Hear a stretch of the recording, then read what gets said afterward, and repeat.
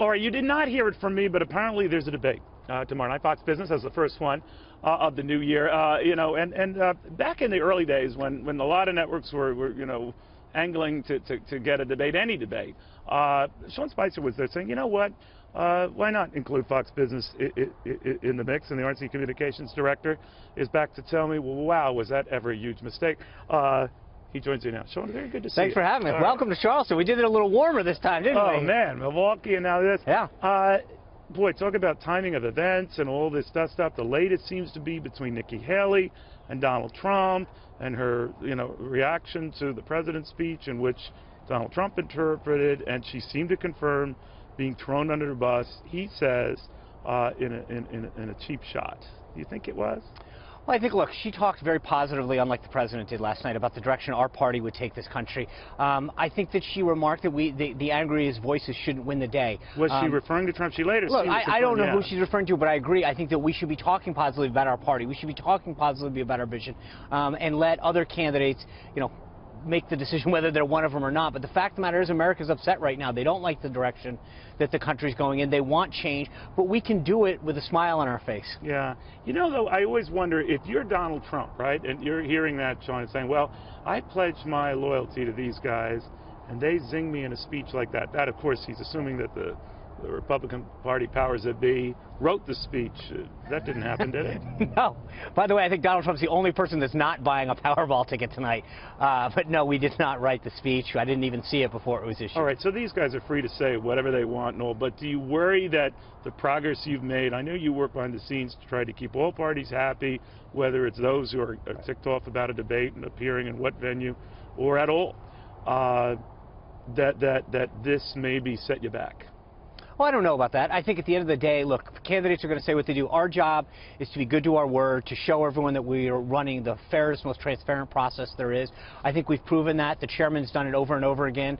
On a variety of issues. And I think, look, they're going to take their shots where they have to, but we're going to remain true. We're going to do what's right by the party and our voters and make sure that we march into Cleveland next year ready to come out as headed for a victory in November. What did you think of Rand Paul saying he's not going to show up for that person? Look, every candidate's got to make their own decision. I respect that. I think as we saw the last several debates, there's a lot of viewers. I wish he would attend. I think the number of people who get to hear his stance on liberty and the number of people he brings to the debate, so I hope he changes his mind. He brings a lot to this party. He's got a great group of supporters. But every candidate at the end of the day has to make the decision what's in their best interest. Do you ever think that this field winnows down soon, because one or two go and all, but it's still pretty crowded. On the main stage, still 7 candidates. On the other stage, assuming Rand Paul doesn't show up, still 3 candidates. Yeah. It's a big gang. It is, but it's a great gang. You look at the quality of these people and what they bring and the diversity that's on stage. I'll take our party every day of the week and twice on Sunday. The number, I mean, that's a huge contrast. Now the whole citizenship issue with Cruz. Do you think that's legit? But look at what's happening on their side. Yeah. You have Hillary Clinton going neck and neck with a crazy guy. That's not, I mean, this should be a slam dunk. Who's the crazy guy, Hillary? O'Malley. Oh, right. But, you know, I think there's a huge contrast. And I'd rather have, you've heard me say it before, you've heard the chairman say it, I'd rather have them completely focused on Hillary Clinton and presenting their vision to America. But politics is a contact sport, so there's going to be a little hitting back and forth. But at the end of the day, I think this is going to be what gives us that momentum and that energy and intensity that leads us to victory. Do you think the party can coalesce around no matter who the nominee is? Doesn't matter. If it's Donald Trump, it doesn't matter. Yep. So all this stuff that the party's worried if it's Donald Trump or that it guaranteed defeat, you don't.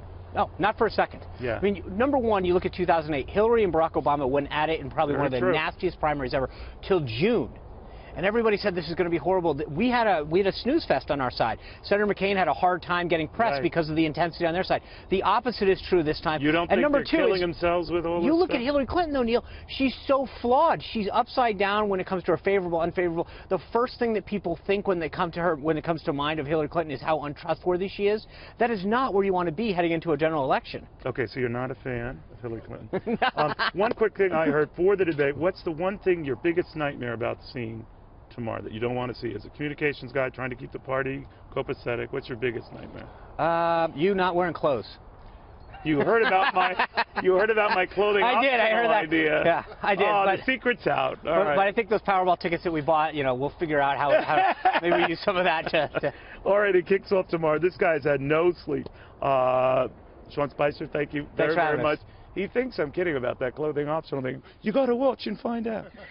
All right, we have a lot more coming up, including the dust up over these sailors who were released, but what happened in the interim. You can imagine, to Sean's point, the type of issues that come up in a debate. I have the feeling, and I think Sean would agree, this just might, but can you imagine how angry Montel is over this?